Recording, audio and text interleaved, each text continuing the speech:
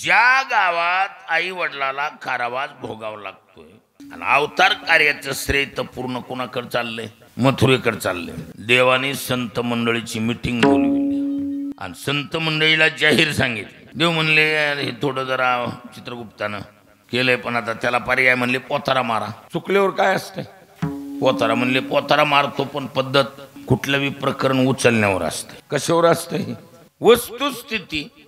संत मंडळीमध्ये पत्रकार त्यांना जाहीर सांगितले माझा अवतार गोकुळात झाला हे सिद्ध करण्यासाठी. ती म्हणले सोपं आहे. चित्रगुप्तानं लिहिलंय की मथुरेत कृष्णाचा अवतार होणार आहे. त्या विषयाला डबल वाच्यता नको, आम्ही इकडे डिक्लेअर करतो. ठरलं म्हणजे एक काम कर, सर्व जग झोपल्यावर मी अवतार घेतो आणि सर्व जग झोपेत असतानाच गोकुळाला येईल. आणि सकाळी तुम्ही बातमी छापताना काय छापायची?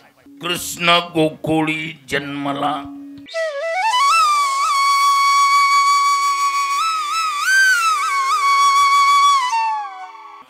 ऐसे दे प्रेम काही कळा, गोकुळच्या सुखा अंत पार नाही लेखा. बाळकृष्णनंदा घरी आनंदल्या नर नारी. प्रस्तुत या निमित्तानं आयोजित केलेला हा कार्यक्रम आज सांगता म्हणून काल आहे. श्री हरिभक्त परायण उमेश महाराजजी शिंदे यांनी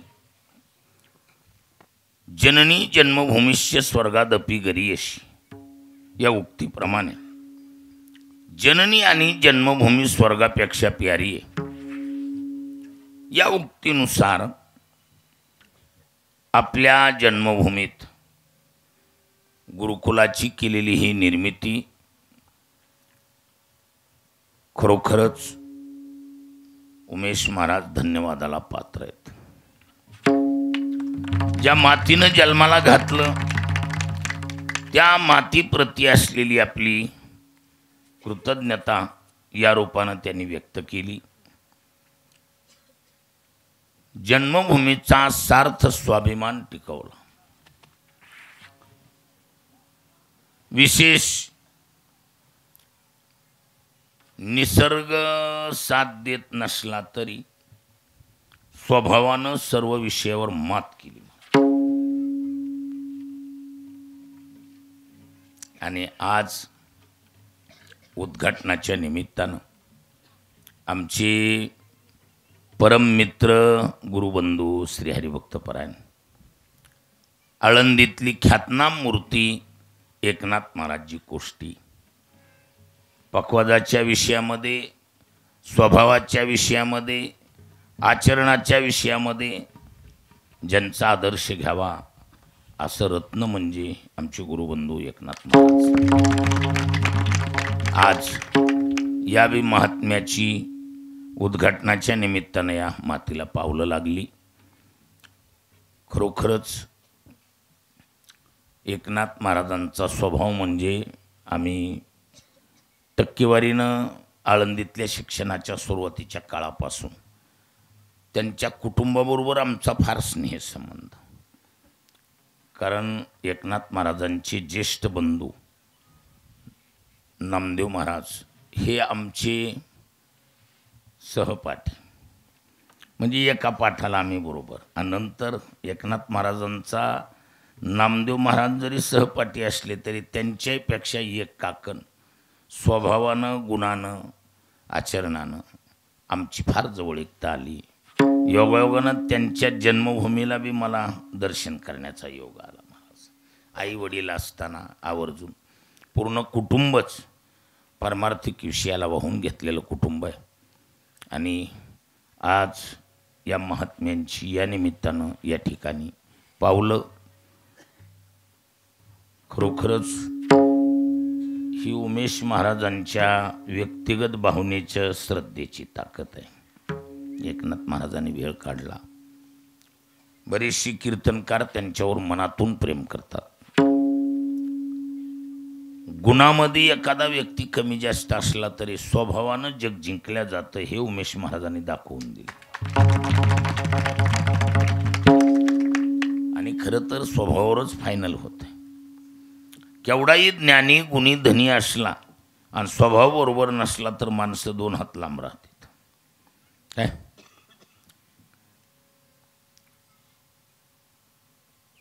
पण स्वभावामुळं सर्वांच्या काळजात घर करायचं काम उमेश महाराजांनी केलंय. परिसरातली परमार्थिक सर्व माणसं उमेश महाराजांना मनातून मानतात. असं वाटलं नव्हतं आम्हालाही की एवढं भव्य दिव्य इमारतीचं काम उमेश महाराजाकडून होईल. पण महाराज स्वभाव गुणाचे हे दांडगं प्रमाणपत्र आहे की आज गुरुकुल धाम सिंध सारख्या मातीत सुंदर अशी वास्तूची निर्मिती केली. आणि पहिली गोष्ट तर आपल्या मावळ पट्ट्याचं वातावरण म्हणजे अख्ख्या भारतात असलं वातावरण नाही महाराज. मी भारत फिरलेला माणूस आहे. काय तिकडे हिमालय, तिकडं रामेश्वर, सर्व राज्यांनी जाऊन अनुभव घेऊन पाहून राहून बघितले. प्रत्येक राज्यात बघितलं काय काय चालीरीती परंपरा वातावरण. पण आपल्या मावळ पट्ट्यासारखं वातावरणच नाही महाराज. कुठेही जा. काश्मीर की खोरे, काश्मीरच्या खोऱ्यात बी राहिलो काही दिवस मी. बघितलं तिथलं काय वातावरण आहे ते नाही. काश्मीरच्या खोऱ्यात वाजवीपेक्षा एक्स्ट्रा थंडी आहे, एक्स्ट्रा पाऊस आहे आणि अनावश्यक. पण आपल्या इथं म्हणजे तिन्ही ऋतू समतोल आहेत. आणि विशेष भर उन्हाळ्यात देखील माणसाला गार लागत आहे. कामापुरतं अन्न व्यवस्थित पचत आहे. म्हणून मावळ पट्टा वातावरणाच्या दृष्टीनं नंबर 1. ज्ञानोबाराय मराठवाड्यातले. आपेगाव कुठे ज्ञानोबारायचं? पैठण तालुका औरंगाबाद जिल्हा, मराठवाडा, गोदावरीच्या काठावर. गोदावरी मोठी आहे, तीर्थस्थळ चांगले, जन्मभूमीचं ठिकाण नंबर 1 आहे. पण ज्ञानोबाराय म्हणले समाधी घ्यायला मावळ पट्टाच चांगला. म्हणून ज्ञानोबाराय समाधी घेण्यासाठी आळंदीला आले. कारण ही जागा सर्वांगीण शारीरिकदृष्ट्या मानसिकदृष्ट्या एवं आचार विचार या सर्व दृष्टीनं खरोखरच मावळ पट्टा. अहो दयाळू मयाळू माणसं जर पाहायची असतील तर मावळातच मिळतात. कसल्याही गुन्हेगाराला पोटात घेऊन चालायची ताकद मावळ पट्ट्यात आहे. हा काही चुकला हुकला तरी लेकरासारखं पोटात घेऊन चालतात माणसं. ही मावळ पट्ट्याची विशेषता आहे महाराज. त्याच्यामुळं अहो छत्रपती शिवरायांचं उदाहरण घ्या. शिवाजी महाराज कुठले? विदर्भातले. शिवाजी महाराज कुठले? विदर्भातले होते खरे वडील, है की नाही? सिंदखेड राजा म्हणजे विदर्भ. पण छत्रपती शिवरायांच्या बी लक्षात आलं मावळ पट्ट्यासारखा प्रदेश चांगला नाही. मावळातून जर शिवाजी महाराजांनी आपलं कार्य सुरू केलं नसतं तर शिवाजी महाराज हरले असते एखाद्या वेळेला वातावरणामुळे. पण ही मावळ पट्टा असा माणसं बी असली इथली की सरड्याच्या चालीचा माणूस मावळात टाकीत नाही. वरूनच ब्रह्मदेवाची योजना अशी. मावळ पट्टा असा पट्टा आहे. ह्या पट्ट्यात विशेष काय? ह्या मातीतला गुणच आहे असा की माणसं कलर बदलू नाहीत. काय नाहीत? एकदा जीवाला जीव दिला की त्याचा शेवट करणार महाराज. पुन्हा कलर बदलू काम करीत नाहीत. त्याच्यामुळं हा पट्टा अख्खाची अख्खा 12ची 12 मावळ सर्वांगीण पहा. बौद्धिकदृष्ट्या, शारीरिकदृष्ट्या, मानसिकदृष्ट्या आणि अशा पवित्र वातावरणात एवढी सुंदर वास्तू निर्मितीचं काम उमेश महाराजांनी केलंय. पुन्हा एकदा आपल्या सर्वांच्या वतीनं उमेश महाराजाला मनापासून धन्यवाद देतो. सुंदर कार्य निर्माण केलं महाराज. आता कसे येणाऱ्या काळामध्ये विद्यार्थ्यांनी त्याचा लाभ घेणं हे सर्वात महत्त्वाचं आहे. एवढं निर्माण करणं एवढं सोपं आहे वे नाही. पण एवढी मोठी भव्य वास्तू निर्माण केल्याच्या मानानं आमच्या विद्यार्थी बंधूंनी आता प्रामाणिकपणे पण चांगली इमारत झाली म्हणून खालीवरी घालू झोपून येत नसतं. काय त्याला घासावीच लागते. आमचे गुरुवरे घुलेबा सांगायचे, बुवा फुकट काही येत नाही, घासावी लागते. तसं इमारत चांगली, वातावरण चांगलं, बिना फॅनची बी झोप येऊ शकते असं वातावरण आहे. म्हणून आमच्याकडे पद्धत आहे महाराज होळला. काय गोपाळाचा खेळ कायम चालतो आमच्याकडं. कसा? त्या गोपाळाच्या खेळात असा असतं, त्याच्या वेगवेगळ्या उड्या मारायची पद्धत असते. त्याला अलाउन्सिंग करणार, म्हणणार गोपाळ आता उडी मारतायत, हे पा मला सुंदर सर्वाची मनं खेचून घेणार. मग ती गोपाळ त्याच्यातून उडी हाणणार. उडी हाणली, टाळ्याचा कडकडाट. मग पुन्हा म्हणणार, गोपाळ तुम्ही सुंदर उडी मारली, कुणी पाहिली की न पाहिली, पुन्हा एकदा पहिल्यापासून. तशी आमची होळकड विद्यार्थी उठून एकदा बघणार चौकड, आणि गोपाळ तुम्ही सुंदर उडी मारली, चांगलं झोपलात, पण पुन्हा एकदा पहिल्यापासून. म्हणून पुरं उठू झोपतीत. प्रॅक्टिस नाही, अभ्यास नाही, असं होता कामा नये. त्यांच्या कष्टाचा आपण लाभ घ्यावा आणि विद्यार्थी घेतील. वातावरण आहे तसं. आता एवढंच आहे, ज्याची जेवढी मेहनत, ज्याची जेवढी कष्ट आहे तेवढं त्याच्या पदरात पडतं, एवढी गोष्ट खरी आहे की नाही. मेहनतीला कमी पडला हे समजायचं कच्चा राहणार म्हणजे राहणार. म्हणून जेवढ्या मेहनतीनं आपल्याला लाभ घेता येईल तेवढा विद्यार्थी बंधूंनी घ्यावा. उमेश महाराजांनी एवढं धाडस केलंय की आमची सारखी माणसं सुद्धा हवाक झाली. इमारत बघून आपण बी पंक्चर व्हायचं काम झालं की आपल्याला बी ही जड आहे की गोष्ट. पण विशेष आता एकच, विद्यार्थ्यांनी प्रामाणिकपणे आपला फुल टाइम देऊन, पूर्ण वेळ देऊन शिक्षण घ्यायचं काम केलं पाहिजे. आज गुरुकुलधाम या वास्तूची उद्घाटनाची आजची तिथी ही परमनंट राहिली आणि योगायोगानं तिसऱ्याच वर्षात एवढं मोठे साधन उपलब्ध झालंय. आता तृतीय वर्धापन दिन लक्षात राहण्यासारखा राहिला, कारण तिसऱ्या वर्षी ही इमारत तयार झालेली आहे. संस्थेला जरी 3 वर्ष झाली तरी इमारत ही पहिलं वर्ष. आणि या निमित्तानं ठेवलेल्या कार्यक्रमाची सांगता म्हणून खरं तर माझा थोडा उशीर झाला.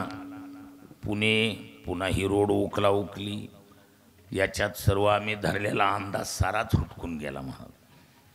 कारण पुण्याच्या गर्दीत पुन्हा नाड्या थंड व्हायचं काम आहे, काहीच करता येत नाही, काही कोण पळल म्हणायचं काम नाही. पण थोडा जरी उशीर झाला तरी आता तुमच्या मनावर, लवकर उशिरा तुम्ही म्हणला 4 वाजवा, कधी आता तुमच्या मनावर.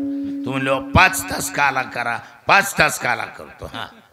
कसं तुमच्या मनावर, आता जी होईल ती होईल, आता माघार नाही. आता तुम्ही जितकं बसताल तितका काला. तुम्ही म्हणला नाही संध्याकाळपर्यंत काला. आता कसं बी तुमच्या ह्याच्यावरच. आता काय मला माहिती नाही, इतके वेळ थांबत नाहीत ना.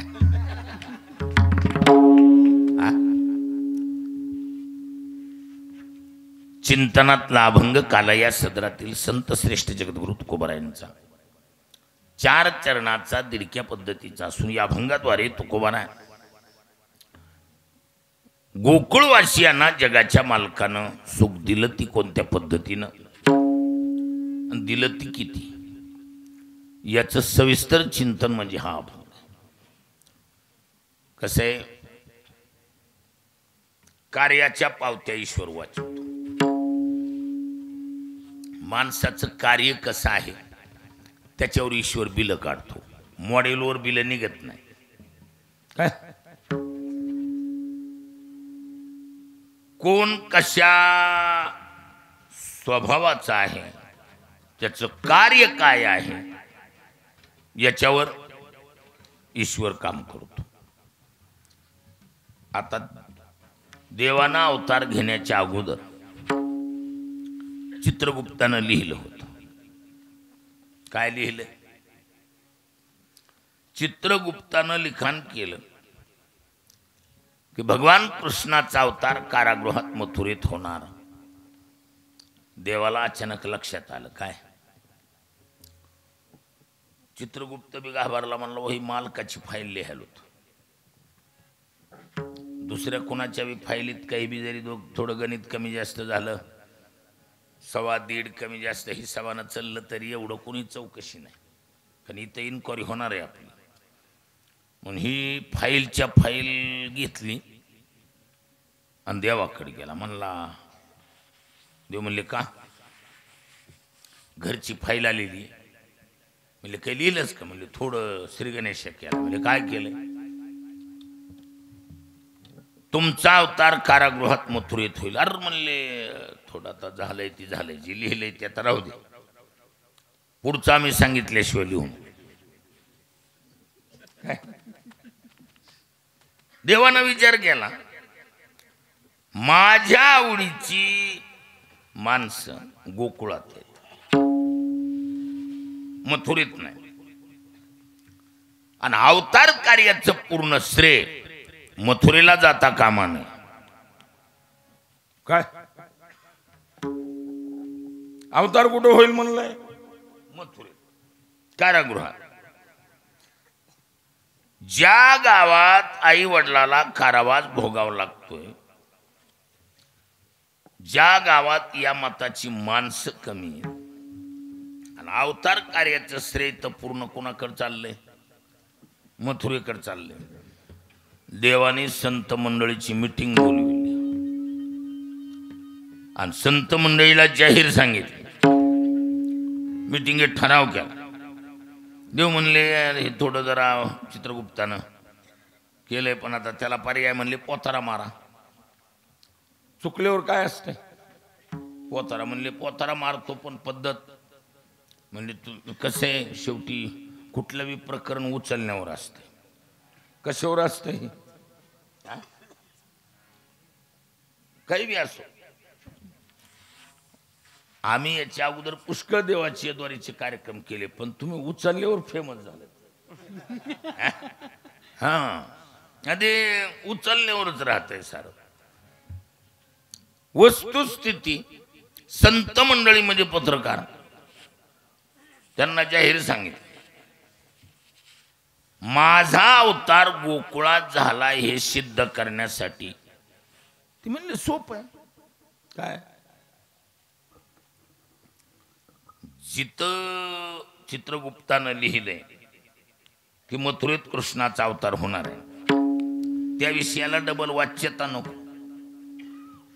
आम्ही इकडे डिक्लेअर करतो, ठरलं म्हणजे एक काम करतो, सर्व जग झोपल्यावर मी अवतार घेतो, आणि सर्व जग झोपेत असतानाच गोकुळाला येतो. आणि सकाळी तुम्ही बातमी छापताना काय छापायची? कृष्ण गोकुळी जन्मला, दुष्टा चळकाप सुटला. कृष्ण कुठे जन्माला आलाय? मथुरेत का गोकुळात? चित्रगुप्तानं धडधडीत लिहिलंय कारागृहात मथुरेत अवतार होणार. आणि संतांना जाहीर सांगितलं सकाळी बातमी छापा. काय संस्था कुठं भोलावड्यात? संस्था कुठं भोलावड्याच्या वर? नाही नाही नाही नाही, संस्था शिंदमध्ये म्हणून छापा. तुम्ही बातमी छापून टाकली महाराज. श्रेय कुणाला? मथुरेला द्यायचं नाही. श्रेय कुणाला? गोकुळाला द्यायचं. गोकुळला श्रेय देण्यासाठी जाहीर सांगितलं संतांनी, कृष्ण गोकुळी जन्मला, दुष्टा चळकाप सुटला, होता कृष्णाचा अवतार, आनंद करीती घरोघर. बातमी काय छापली? कृष्ण गोकुळी जन्मला, कसं असते, कुठला बी मुद्दा जर मांडला, कोणती बी सभा म्हणा, एखादी बैठक म्हणा, सुरुवातीला अध्यक्षपद निवडतात. आजच्या सभेचे अमुक अमुक यांच्या अध्यक्षतेखाली. मग आजच्या कार्यक्रमाचे अध्यक्ष श्री हरिभक्तपरायण एकनाथ महाराज असतील असं म्हणल्याबरोबर मग दुसऱ्याने एक जणांना उठून उभा राहायचं, याला आमचं. असं असतंय का नसतंय? ह्याला आमचं अनुमोदन. पहिला शब्द वापरला, कृष्ण गोकुळी जन्माला, त्याला अनुमोदन दिलं. काय? गोकुळी आनंद प्रगटले सुख. गोकुळी आनंद प्रगटले सुख. गोकुळी आनंद प्रगटले सुख. गोकुळी आनंद प्रगटले. निर्भर हे लोक घरोघरी.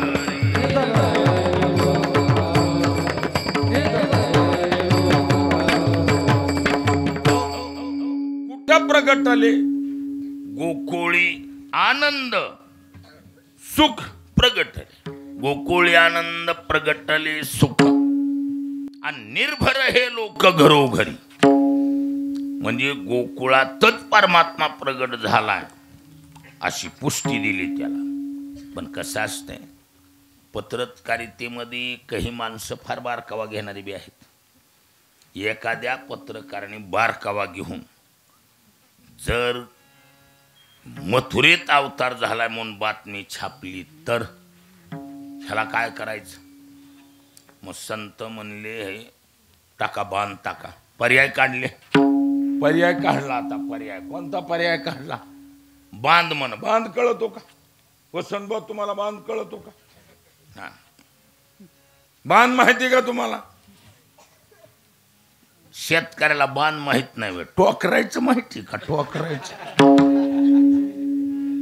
बांध कळत नाही वे माणसाला. हा, बांध कळतो का नाही कळत? आणि हे बघा, एकदा बांध टाकला, सख्खा बी भाऊ असला तरी खाली उतरू देत नाही. हा, कसं असतं, एकदा बांध पडल्यावर वाटणी झाल्यावर पुन्हा काय इकडे उतरू देते का जनावर बैल काही? हा नाही, ती म्हणत बांध बांध, बांधाच्या अलीकडे नाही यायचं. हा, संत म्हणले टाका बांध. बांध टाकल्यावर सख पक्क चट बाजूला निघत आहे. कशाची मथुरान काय? हा, टाका बांध. तुकोबारांनी लगेच बांध टाकला. चरित्र ते उच्चारावे, केले देवे गोकुळी तारू भव सागरीचे. तारू भव सागरीचे. चरित्र ते उच्चारावे, केले गोकुळी तारू भव सागरीचे. तारू भव सागरीचे. बांध टाकला. बांध कळाला का? बांध कळाला का नाही कळाला? ऐका बांध कसा आहे. तुकोबारे म्हणले, चरित्र ते उच्चारावे, अर्थात ते चरित्र उच्चारावे कोणते? केले देवे गोकुळी. जे देवानं गोकुळात चरित्र केलंय त्याचाच उच्चार करायचा. टाकला का बांध. आता दुसऱ्या चरित्राचं काही घेणं देणं. त्याच्यामुळं मथुरेवर अभंगच लिहिली नाही संत. तुम्ही आजूबार काही नाही ह्या ह्या गोष्टी का? नाही तर मथुरेवर अभंग, त्यांना गोकुळावर अभंग लिहिता येतात आणि मथुरा काय चावायली का त्यांना? तर जगाच्या मालकानं संतांच्या समूहेत बैठक घेऊन निर्णय केला, काय? मथुरा वगळायची. मग मथुरेच्या विषयावर 2-3 अभंग निघाले तर मुश्किलीनं. लक्षात येईल का? पण गोकुळच्या विषयावर गोकुळचा उल्लेख केलेला शेकडो अभंग. किती आहेत? शेकडो अभंग आहेत. आणि सर्व संतांनी आपापल्या गाथ्यात गोकुळची महती गायली. मथुरेला कोपरखिळी आणली अशी मधल्यामध्ये. हा, कसं असतंय, असल मोठं गाव, बोहर मोठं असल, बोहलवडं मोठं असल, अजून एखादं मोठं काही बी असल, पण किंमत कुणाला दिली? गोकुळला म्हणा. किंमत कुणाला दिली? कुणाला? असल मोठं काही बी तिकडं आपल्याला काय काय. तिथं मला काय म्हणायचे, बघा, दिल्ली जवळ आहे. हा, भारताची राजधानी जवळ आहे तिथं. कुठं? गोकुळच्या मथुरेच्या जवळ दिल्ली आहे.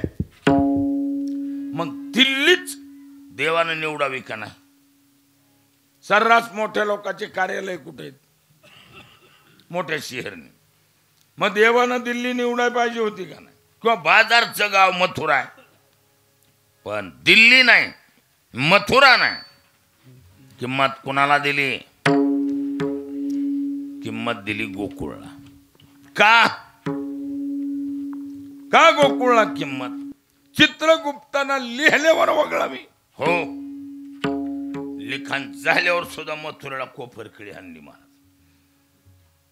नावच येऊ दिलं नाही मथुरेच. काय असेल ते गोकुळ. का का गोकुळ? त्याचं एकच कारण,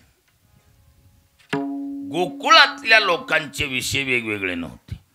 एक विषय तो सकळांचा हरी, सर्वाचा विषय हरी. आणि ती कधी कधी नाही, सदा नामवाची गाती आणि प्रेमे आनंदे नाचती. सदा नामवाची गाती ती होती गोकुळातली विशेषता. सर्वाचा विषय एक हरी आणि सदा नामवाची गाती ती सतत गायची. रात्रंदिवस गोपाळ गोपिका देवाचं चिंतन करायचं महाराज. किती चिंतन! ऐका आता त्याचा कहर सांगतो कसा आहे. एवढं गोकुळ का निवडावं? त्याचा कहर असा आहे, गृहसुत पती विसरल्या,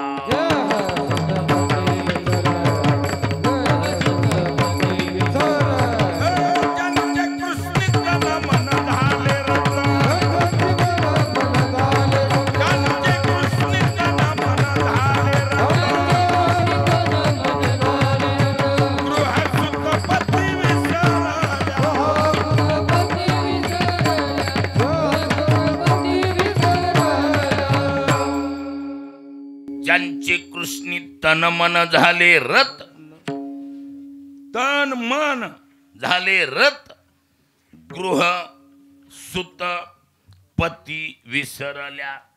एवढंच नाही, विसरल्या कामधंदा, सासू सासऱ्याची नाही मर्यादा, कोणी जावा कोणी नंदा, वृत्ती वेदनी परमानंदा.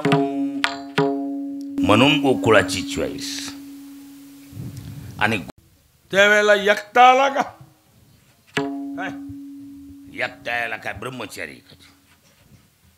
हा, बायका पोरावाल्यानं कुठं बी जायचं म्हणल्यावर कसं जावं लागतं नियमानं?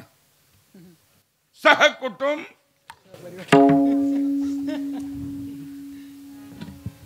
महाराज देव आला एकटा आला नाही, बरोबर लक्ष्मीला घेऊन आला.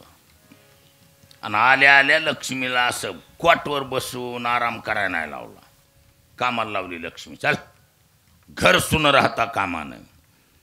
घरोघरी झाला लक्ष्मीचा वास, घरोघरी झाला लक्ष्मीचा वास, घरी झाला लक्ष्मीचा वास, घरोघरी झाला लक्ष्मीचा वास. दैन्य दारिद्र्यास त्रास आला, दैन्य दारिद्र्यास त्रास आला.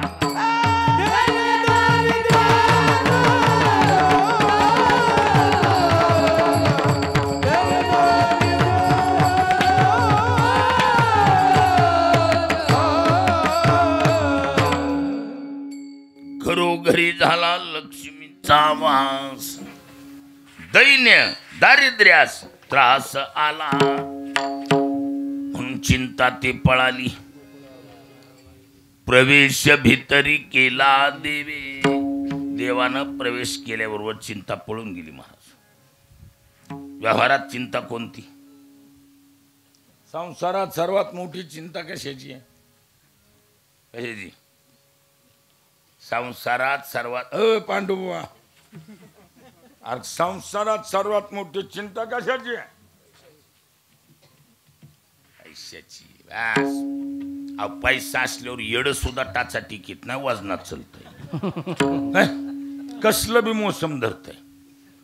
हा, कशानं? पैशानं. अहो, बाया सुद्धा नटू नटू नांदा त्यात. कधी? धनवंत पुरुषाशी स्त्री लवटव करी जैसी, कुटका देखोनी पुच्छाशी. काय? कुटका दे कोणी सुनेशी आणि हलवी पुच्छाशी कुकांत.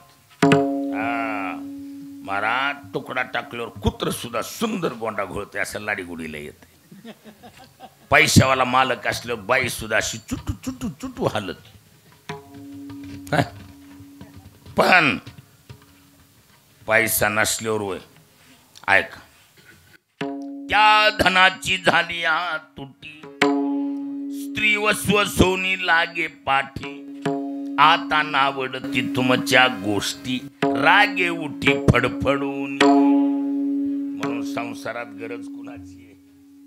पैशाची गरज आहे. पण घराघरात लक्ष्मीनं वास केल्यामुळं संसारातली काय मिटली? चिंता मिटली. आणि परमार्थातली चिंता काय?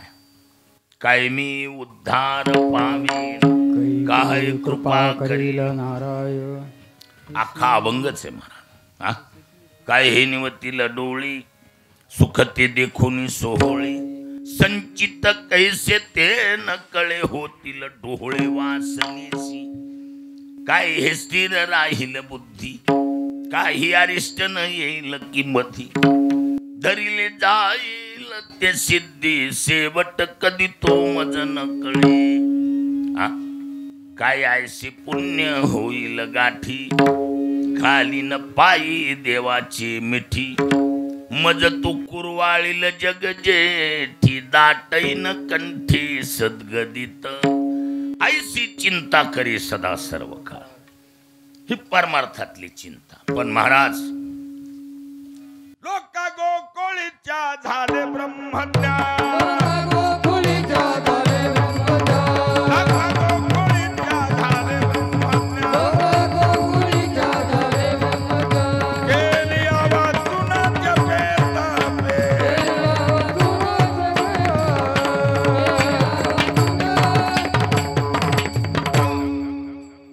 लोका गोकुळीच्या झाले ब्रह्मज्ञान, केलिया वाचुनी जपे तपे. आयत मिळाले आयत. कुणाला? कुणाला? शिंदवाल्याला म्हण. कुठलाही दिवा लावला ह्यानी? हा, आयत मिळालंय का नाही? हा, ताकद गोकुळातली. महाराज, घरोघर ब्रह्मज्ञान का कुलती येऊन विचारते, आपल्याला मिळालं का बाबा? हा, घराघरात लोका गोकुळीच्या झाले ब्रह्मज्ञान, केलिया वाचुनी जपे तपे.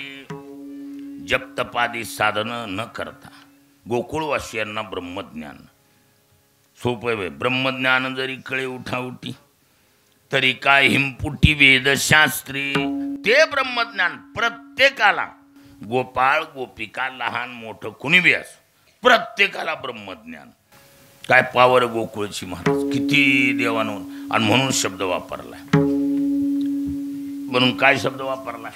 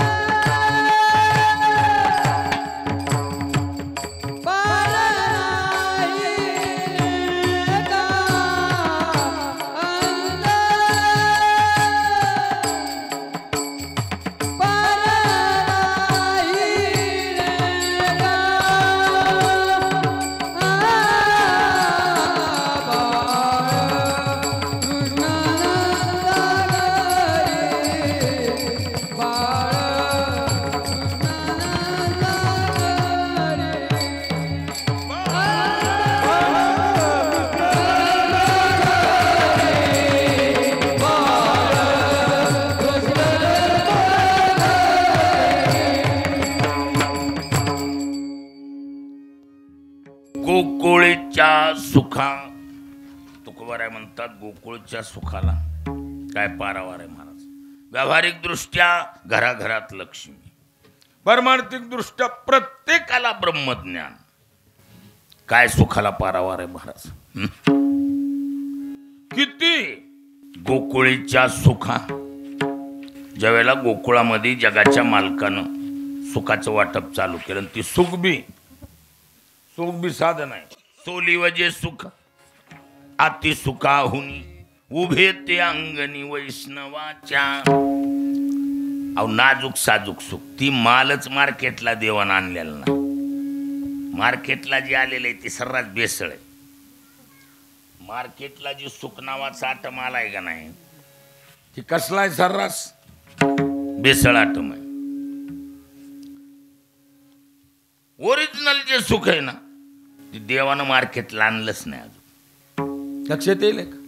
माणूस बायको कशासाठी करते, कशासाठी करू, गुरकावी म्हणून वय हा, कुणी का होईना बायको करते. हा कशासाठी ना आपल्यावर गुरकाव म्हणून करते.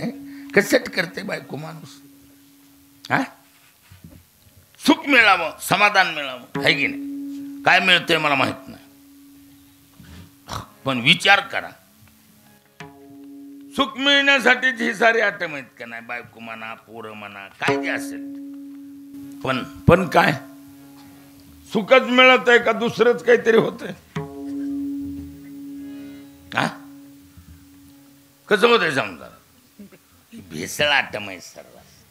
कसं आहे, जी माल जी मार्केटला आलाय ना ती कसला माल आहे? भेसळ. आणि भेसळ बी असू दे. बघा माणसाला आता आंघोळीनी पडलंय, काय भेसळ सुद्धा काय झाले माणसाच्या आंघोळीनी पडले. माणूस एवढं नाराज नाही भेसळवर, फक्त एक अडचण येईल. कोणती? मर्यादा असली पाहिजे भेसळला बी. त्या दूधवाल्याचं बरं वाटतंय जरा. कसं आधा दूध आधा पाणी, जादा डाली तो बाई मानी. अर्ध्याला अर्धा असणं म्हणून बऱ्याच दूधवाल्याची लाज जर्शीनं सांभाळली. दूधवाल्याला पाणी घालायचा कुठानच ठेवला नाही, त्याची इज्जत सांभाळीन, ती मधूनच मिक्स करून आणती येतानाच. कोण? जर्शीनं दूधवाल्याची लाज राखली हे लक्षात असू दे. म्हशीला गावरान गाईला ती जजमेंट आलं नाही. म्हणजे उघडं पडायची पाळी ना, दूध घातलं नाही मला. आता शपथ वाहून माणूस म्हणू शकतो गळ्याच्या ना आपण दूध घातलं नाही, पाणी दुधात पाणीच नाही. घालायची गरजच नाही, कधी मधूनच मिक्स करून आणती. कोण? जर्सी. विशेष अर्ध्याला अर्ध ठीक, पण बेसळचा प्रकार आहे का? सुख पाहता जावा पाणी, दुःख पर्वता येवणे, धरी धरी आठवण मानी संताचे वचन. जाऊसाच्या दाना एवढं सुख आणि डोंगरा एवढं दुःख आहे. ही बेसळची पद्धत आहे बाई. हा काय उपयोग आहे त्याचा? हा नवीन नवीन माणूस संसाराचा थाट म्हणा, ती हिरवळ म्हणा, एकदा हिरवळ निघून गेली आणि असं कसपट होऊन बसल्यावर वय माणसाच्या नाराजीला पुन्हा तुम्ही कुठला बी बघा, हिरवळ म्हणून माणूस नादी लागते नवीन नवीन. आणि ती हिरवळ जाऊन उन्हाळ्यात कसपट होत आहे त्या हिरवळीचं. आणि एकदा ती काड्या टोचायला की माणूस म्हणते मला का माहिती असलंय. हा कच्च नाराज होतंय का पक्का? पक्का नाराज होते माणूस महाराज. हा म्हणून भेसळ आहे भेसळ. हा जगाच्या मालकानं हे ओरिजिनल जे सुख आहे, आपण पेवीन जे एक ते तेची सुख साजूक, सप्रेमळा लाग देख ठेविली जतन. विठाला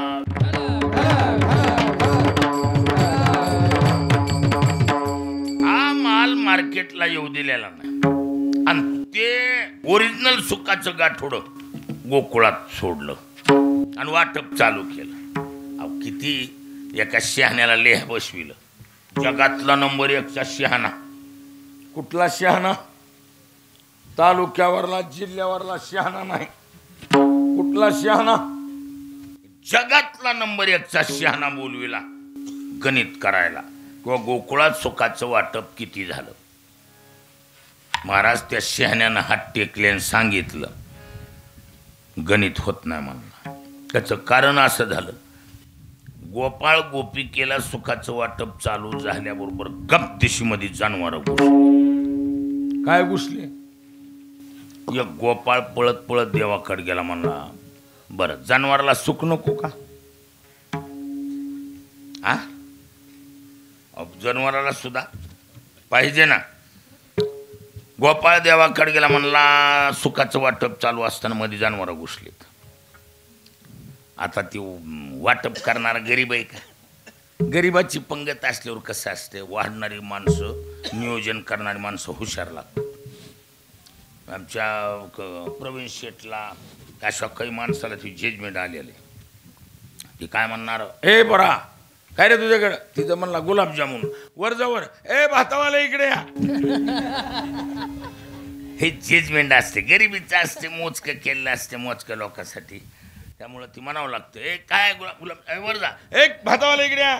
चला असं टेक्निक वापरावं लागतं. हा इथं समर्थाची पंगती भोजने सुख भावले रे हरी सुख भावले. गोकुळच्या गवळीया गोपी गोधना सकळा हरी सुख भावले रे. मुद्दा काय? गोपी गोधना सकळा सर्वाला सुखाचं वाटत. किती झालं? अंतपार नाही लिका. लिहायला कोण बसलाय? पुण्याचा होता का दिल्लीचा माणूस? जगातला नंबर 1चा शहाणा. त्याचं नाव जगात नंबर 1चा शहाणा कोण आहे? वेद म्हण. जाणवेचे निबळे कोण वेदापासून याचे आगळे. जगातला नंबर 1चा शहाणा म्हणजे वेद. वेदाला लिहा बसविला म्हणून वेदानं जाहीर सांगितलं. देशी काळे वेदानुवादा. कोण अनुवादा? वेदानुवादा. देशी काळे वेदानुवादा. ज्या सुखाची न करवे मर्यादा त्या सुखाची सुख संपदा मत फक्त सदा भोगिती. त्या सुखाची न करवे मर्यादा अंत पार नाही देखा. मर्यादा करता आली नाही महाराज.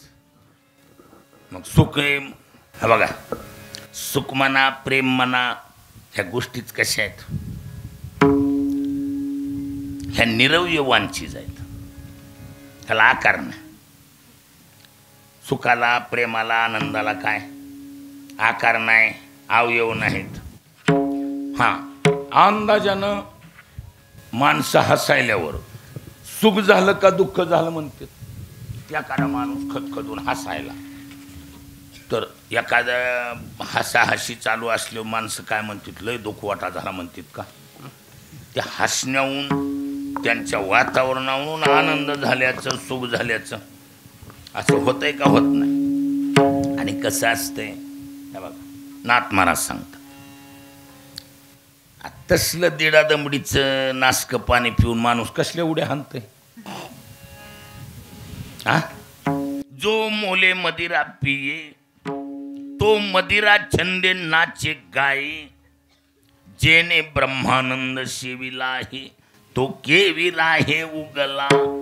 म्हणून बाळकृष्ण नंदाखरे, बाळकृष्ण नंदाखरे.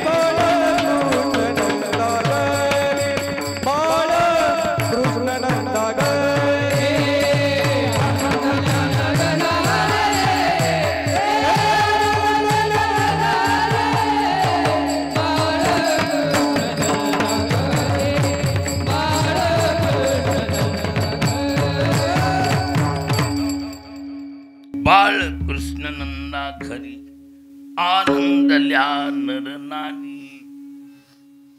नर नारी बाळकृष्ण नंदा घरी आनंदल्या. आणि कसं आहे मी बोललो, आनंद सुख प्रेम या आटमय निरवयवान, ह्याला कुठला आकार नाही. मग ही अवयववान पदार्थाद्वारा आकारवान पदार्थाद्वारा प्रगट करायची पद्धत आहे. कुठलं सुख झालंय आनंद झालाय, ही प्रगट करण्यासाठी ह्याला आकार नाही ना कुठलाच. मग आकारवान वस्तूद्वारा प्रगट केल्या जात. कशाद्वारा? गुडिया तोरणे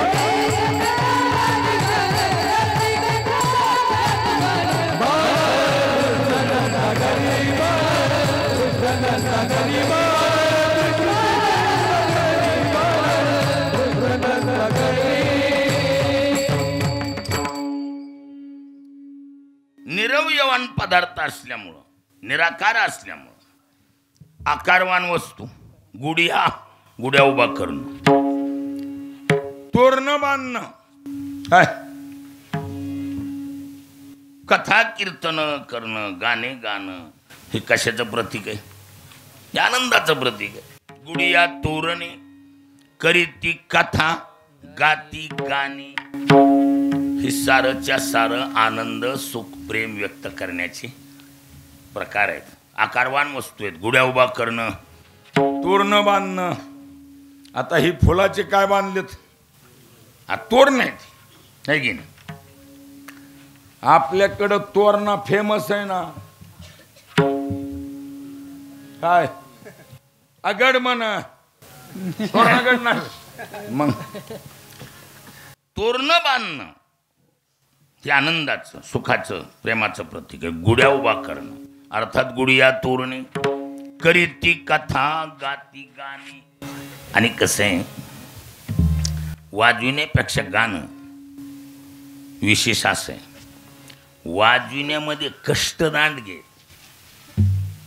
वाजविण्या कष्ट दांडगे. बघा 3 आठवण आहेत आपल्या, गाणं वाजविणं आणि कीर्तन. त्याच्यामध्ये कीर्तन गाणं पक्वाचा इतका अवघड नाही. सर्वात अवघड म्हणजे पक्वाज. आता आम्ही तिन्ही बी करून बघितले. दुसऱ्याची चाळणी वापरायची काही गरज नाही. सर्वात कठीण काय आहे नाथ महाराज? पक्वाज कठीण आहे महाराज. म्हणून संतांनी त्याचं काठिण्य पाहून वारंवार असा जेव्हा केव्हा कुठं वाद्याचा विषय आला की पहिलं नाव त्याचं घेतलं. लावणी मृदंग श्रुती टाळ, मग नंतर शेवटी टाळ. अगोदर लावणी मृदंग किंवा मृदंग विने अपार टाळ, पण अगोदर मृदंग. ती त्याच्यासाठी त्याला डिमांड दिलं, थोडं मान दिला. पहिल्या नंबरला कष्ट आहेत त्याचे. मुद्दा काय? वाजविण्यापेक्षा गाणं. आणि दुसरं काय आहे, वाजविण्याचं एकच वाईट आहे महाराज, वाजविण्याचा जग आनंद घेते त्याची ती उदास राहते. बिचारा स्वतःला कष्ट उदास. तुम्ही कुठला बी पक्वाचा वाजवून उठला, कोण्या बी कंपनीचं पावडर लावायचं, चेहरा जर उठला तर पैसे देईल. कष्ट ओरिजिनल आणि स्वतःला काय त्याच, त्यानं जितके बी वाजविले त्याचा आनंद जनता अशी घेणार. वा वा असं म्हणून आनंद घेणार. त्याच्यावर तुफान जनता प्रेम करणार आणि ती उदास होणार. अपवाद एखादा असतो जो पक्वाजाशी बी समरथ झालाय. रामकृष्ण दास उर्फ पागल दास, पागल जी पागल हो गए थे पकावस में, अशी काही माणसं आहेत ज्यांनी अख्खी जिंदगी पकवाज सोडून दुसरं केलंच नाही. ती माणसं पकवाजामध्ये रमली. शेवटी ती नाद ब्रह्म आहे. मुद्दा एकच, महाराज पकवाजापेक्षा गाण्याचं कसं आहे, माणूस गात गात गात तुका प्रेमी नाची गाय आणि गाण्यात विरवणी जाय. गात गात गात गात माणूस कसा होतो, तल्लीन होऊन आ मीरा हो गई मगन. काय म्हटलंय, कैसी लागी लगन. आणि मीरा हो गई. गाण्याचा हा फायदा महाराज. गाण्यात त्या तंद्रीत तंद्रीत देव काय करतो, तुका म्हणे छंद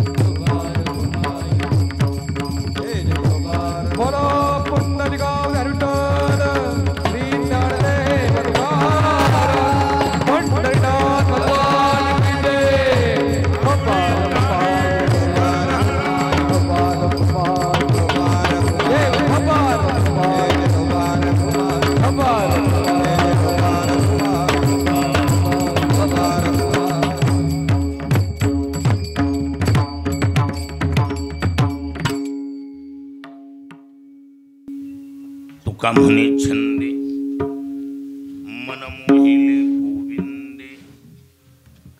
महाराज म्हणतात गाण्याच्या छंदात भगवान आपल्या भक्ताचं मन मोहित करतो.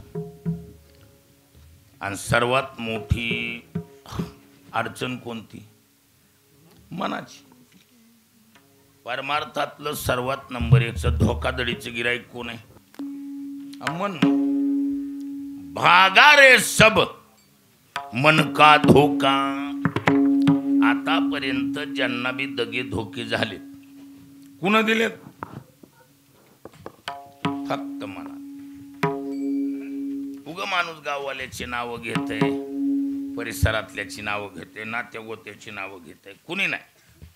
धोका मनानं. म्हणून सर्वात नंबर 1चं धोक्याचं गिराईक म्हणजे मन आहे. पण तुकोबाराय म्हणतात देव काय करतो? गाण्या गाण्यात आपल्या भक्ताचं मन आपल्याकडे वेधून जातं. काय? तुका म्हणे छंदे मन मोहिले गोविंदे.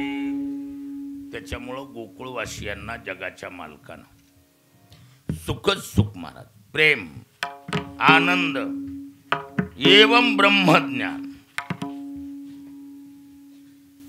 आपल्या संप्रदायाची चाकुरी आहे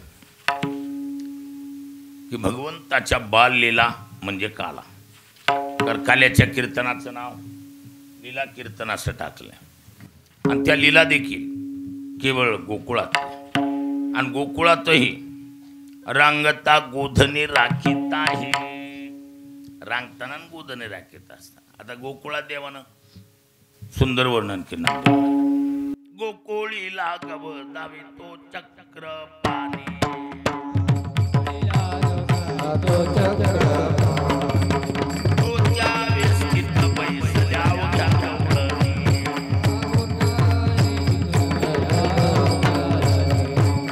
मध्य सावळा सुकुमार शारंग पाणी.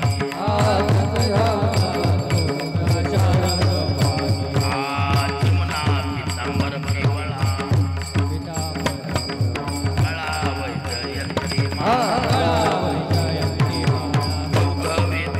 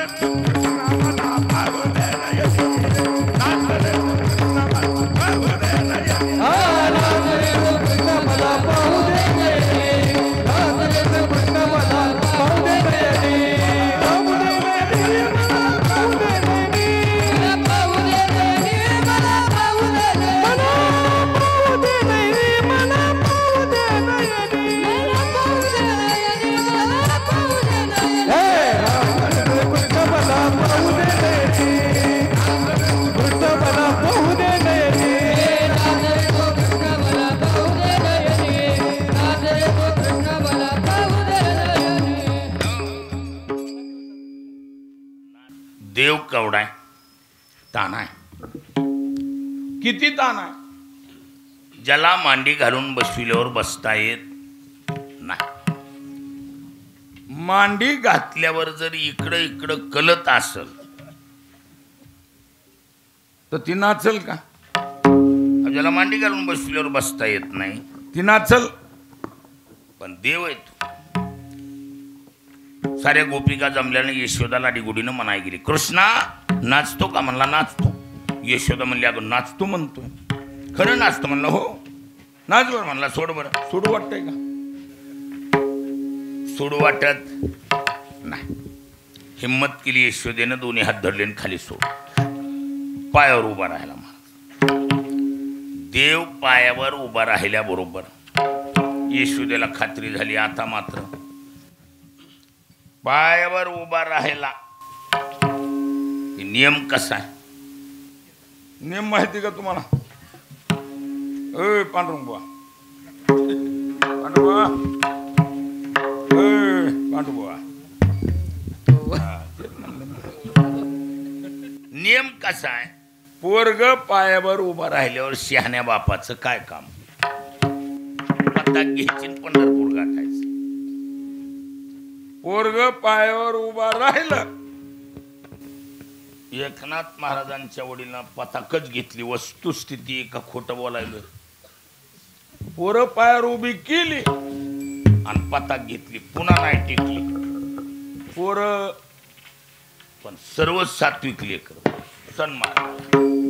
हा कसाच नाही, पुन्हा लय हस्तक्षेप करायचा नाही. त्यांना मोकळ्या मनानं संसार करू द्यायचा. म्हणून का माणसं दाटीमिटी करीत राहते. देव उभा राहिला पायावर की यशोदेला खात्री झाली, आता मात्र नाचू शकतो. आऊ सोडीत सोडीत हात सोडले, कमरेवर हात दिले. मग कसं आहे? देव नाचणार आहे.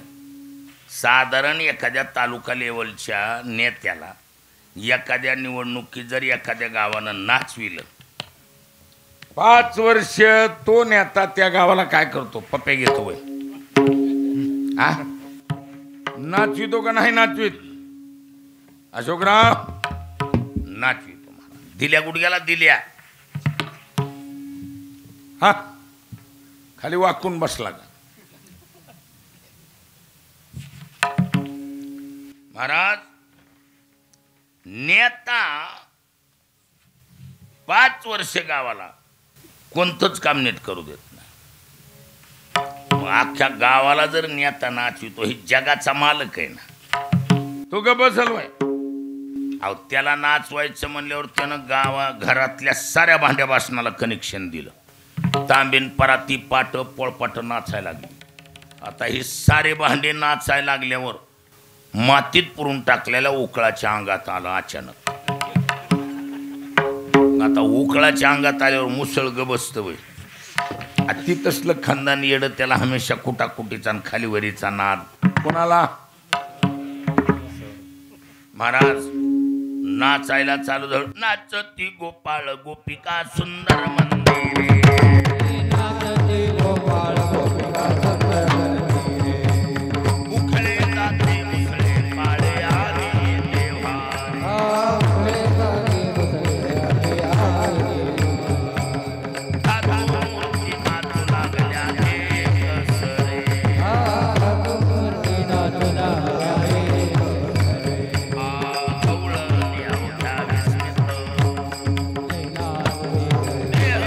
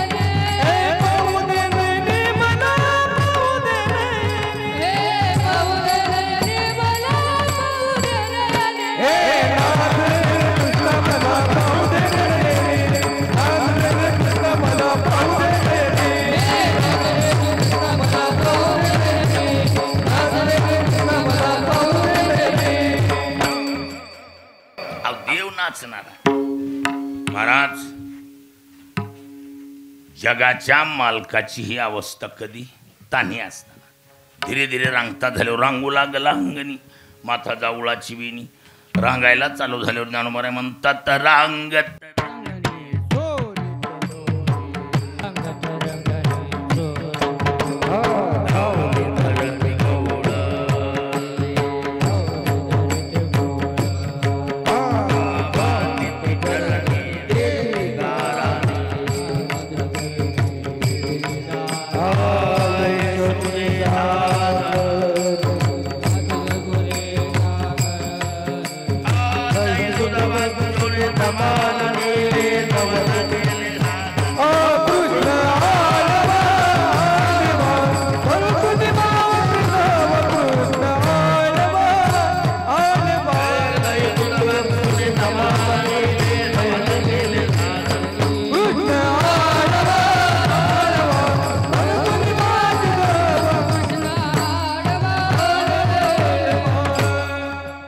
रंगता रंगता देवाना चोऱ्या करायच्या आपल्याला माहिती आपली रांगती काय करते आपली रांगता रांगताच कार्यक्रम करतात कोण आपली रांग ही बाबा रांगता रांगता चोऱ्या आणि कसे रांगतं पोरगण चोऱ्या करतं कोण खरं म्हणतो कोणत्या बी चॅनलवाला कोण खरं म्हणतो रांगतं पोरगण चोऱ्या करते कशाला कोण खरं म्हणतं त्याच्यामुळं बरेच दिवस चाललं पण पुढं पुढं पुढं गोपिकाने बारकावा घेतला पाहती गवळणी तवती पालती दुधानी म्हणती नंदाची या पोरी आजी चोरी केली खरी आज चोर कळला रांगत पोरग मग किती बी राग आला रांगतेवर माणसाचा हात वाहतो का नाही ना.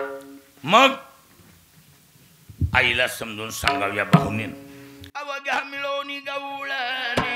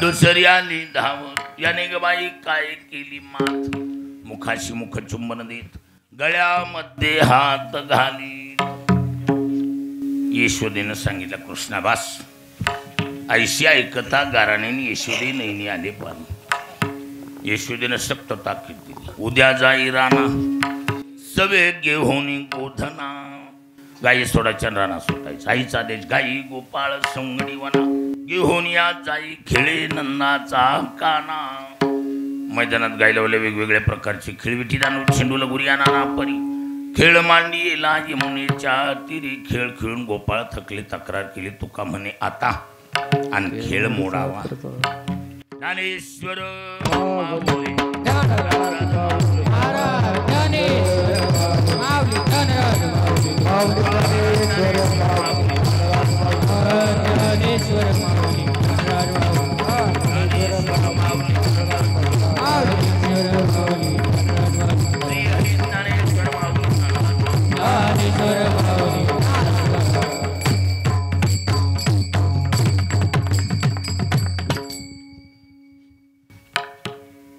काम सारून सकळ आली अवघे गोपाळ झाली आता वेळ म्हणती अनाशी दोऱ्या अवघ्या सोडलेल्या मोठा आधीचा दही काला गोमटा घ्यारे घ्यारे दही भात आम्हा देतो पंढरीनाथ मुदा घेऊन या करी पिंदा वाटी दोरशी दोरी म्हणून दास गीती गात प्रसाद देतो पंढरीनाथ अपशब्दाबद्दल क्षमा योग्य ज्ञानोबरायचा प्रसाद विडी वाकडी असेल अशी ही पुष्पांजली भगवान ज्ञानोबरायच्या चरणी सेवा समर्पित वाणीला पूर्णविराम चाल न होता हालचाल होईल जय विठ्ठल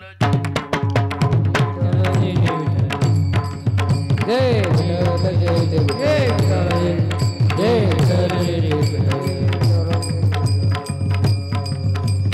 विले दुरी होतो तिघांचे विवरे तुम्ही वायो इकडे मुख पद्धरो तिकडे वाहतीच्या राजा रे डोईया मुबरा वायो इकडे मुख पद्धरो तुका मने हाती लोका जुनेले लोका वायो इकडे मुख आ तुका मने हाती लोका जुनेले लोका तुम्ही वायो इकडे पसरोनी आ घंटी धरला कृष्ण मनी अवकाजनी आला वाटू एकमेका वैष्णवनिका